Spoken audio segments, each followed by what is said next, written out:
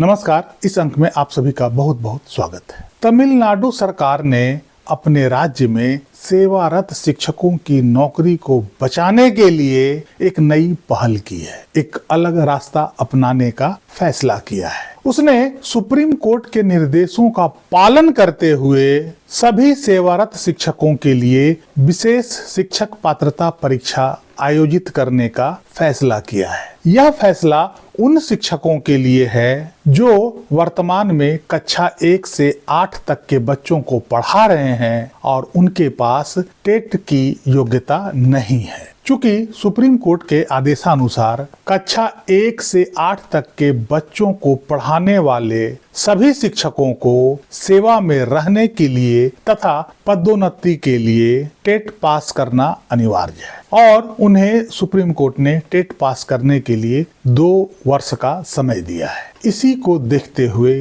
तमिलनाडु सरकार ने press release करके यह जानकारी दी कि वे सभी सेवारत शिक्षकों के लिए स्पेशल शिक्षक पात्रता परीक्षा का आयोजन करने जा रहे हैं। यह ऑफिशियल प्रेस रिलीज तमिल भाषा में है जो आपके सामने है। मैं इसका हिंदी अनुवाद आपको पढ़कर बता रहा हूँ। इसमें कहा गया है कि सरकारी सहायता प्राप्त निजी विद्यालयों में वर्तमान में कार्यरत शिक्षकों के लिए तमिलनाडु शिक्षक पात्रता परीक्षा टेट पेपर 1 एवं पेपर 2 आयोजित करने के संबंध में सूचना। शिक्षक भर्ती बोर्ड की आधिकारिक वेबसाइट पर यह अधिसूचना 13 फरवरी 2026 को प्रकाशित की गई है।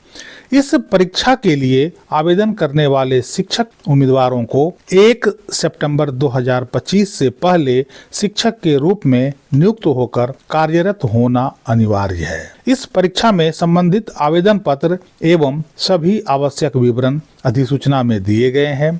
साथ ही इस परीक्षा के लिए पात्र अभ्यर्थी 18 फरवरी 2026 से 1 अप्रैल 2026 तक ऑनलाइन माध्यम से आवेदन कर सकते हैं। अब हम देखते हैं कि तमिलनाडु सरकार का जो नोटिफिकेशन है 13 फरवरी 2026 को जारी किया गया है वो क्या है और उसमें क्या क्या मुख्य बातें कही गई है। इस अधिसूचना को आप स्क्रीन पर भी देख सकते हैं जिसमें कहा गया है कि Applicants are invited for Tamil Nadu Teacher Eligibility Test Paper 1 and Paper 2 only from the eligible working teachers who are appointed on or before 1st September 2025 as SGT, BT, assistant and other equivalent cadre teachers on time scale, consolidated, etc. etc. आगे इसमें जो मुख्य बातें हैं वो ये कि date of notification 13 February 2026, commencement of submission of online application 18 February 2026 अर्थात 18 फरवरी से इसके लिए अप्लाई कर सकते हैं। Last date for submission of online application 10 April 2026। ये सारे एप्लीकेशन ऑनलाइन ही सबमिट किए जा सकते हैं। एडिट ऑप्शन 11 अप्रैल 2026 से 13 अप्रैल 2026 तक आप इसमें सुधार कर सकते हैं। डेट ऑफ एग्जामिनेशन पेपर 1 4 जुलाई 2026 यह टेंटेटिव डेट है, इसमें बदलाव भी हो सकता है। Date of examination TN TET paper 2 5 July 2026 यह भी टेंटेटिव डेट है और इसमें भी बदलाव किया जा सकता है। आगे इसमें और भी विवरण दिया हुआ है। Eligibility to write teachers eligibility test for working teachers 2026, बाकी बहुत सारी चीजें इसमें दी हुई है। आगे हम देखते हैं इसका शेड्यूल TN टेट पेपर 1 का है। उसमें मार्किंग सिस्टम के बारे में बताया हुआ है। MCQ में ये क्वेश्चन होंगे और इसके कुल 5 भाग होंगे 1 2 3 4 5 और सारे भाग 30-30 नंबर के होंगे। कुल मार्क्स 150 मार्क्स का यह पेपर होगा। अब हम देखते हैं कि TN टेट पेपर 2 में क्या कहा गया है। इसमें कुल 4 भाग हैं और 4 भाग में जो चौथा भाग है वो 60 मार्क्स का है, बाकी 3 भाग 30-30 मार्क्स का है।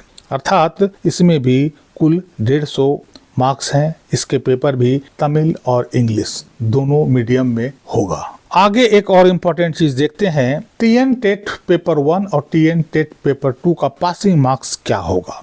तो इसके पासिंग मार्क्स चूंकि दोनों पेपर 150 अंक के हैं, इसमें पासिंग मार्क्स के लिए जो जनरल कैटेगरी के हैं उनके लिए 60% एंड अबव, अर्थात उनको 90 नंबर सिक्योर करना होगा। और जो OBC, BCM, MBC, DNC and PWD जो स्पेशल एबिलिटी कोटा के हैं, ऐसे विद्यार्थियों के लिए पासिंग मार्क्स 50% हैं, अर्थात 75 मार्क्स इनको सिक्योर करना होगा आउट ऑफ 150। जो व्यक्ति SC, SCA and ST category का है उनके लिए पासिंग मार्क्स है 40%, अर्थात 60 आउट ऑफ 150 में वे पास हो जाएंगे। मुख्य बातें यही थी, बाकी इस लंबा चौड़ा नोटिफिकेशन है, चाहें तो आप इसे पूरा पढ़कर देख सकते हैं, लेकिन इसमें जो मुख्य बातें थी वो मैंने बता दिया। इस अधिसूचना में यह भी कहा गया है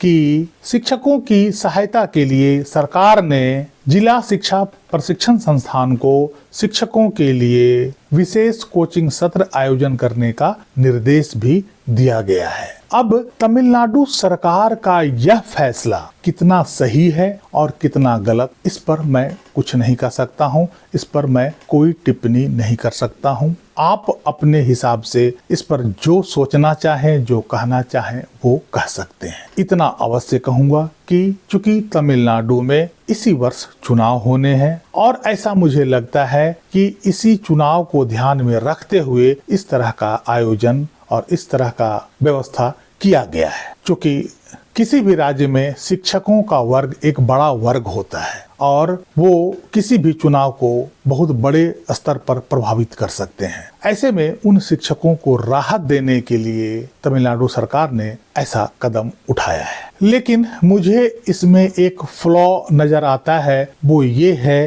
कि यदि इस विशेष टेट की परीक्षा में कुछ शिक्षक बच जाते हैं या कुछ वैसे शिक्षक जिनकी नियुक्ति मृतक आश्रित कोटे के आधार पर या विकलांगता के आधार पर या बहुत सारे कोटे के अंतर्गत हुआ हो और कुछ ऐसे शिक्षक जो इस विशेष टेट को पास नहीं कर पाते हैं, तो उनकी नौकरी कैसे सुरक्षित हो पाएगी, इसके बारे में सरकार द्वारा कोई खुलासा नहीं किया गया है कि आखिर उनके लिए आगे उन्होंने क्या योजना बनाई है। सरकार के इस कदम से बहुत सारे शिक्षकों को राहत तो मिल जाएगी, लेकिन कुछ ऐसे भी शिक्षक होंगे जिन्हें इससे राहत नहीं मिल पाएगी, जिनकी नौकरी खतरे में बनी रहेगी क्योंकि वे इस टेट को पास नहीं कर पाएंगे। आखिर सरकार उनके लिए क्या सोचा है, इसके बारे में सरकार ने अभी पन्ना नहीं खोला है। क्योंकि यदि यह योजना सरकार द्वारा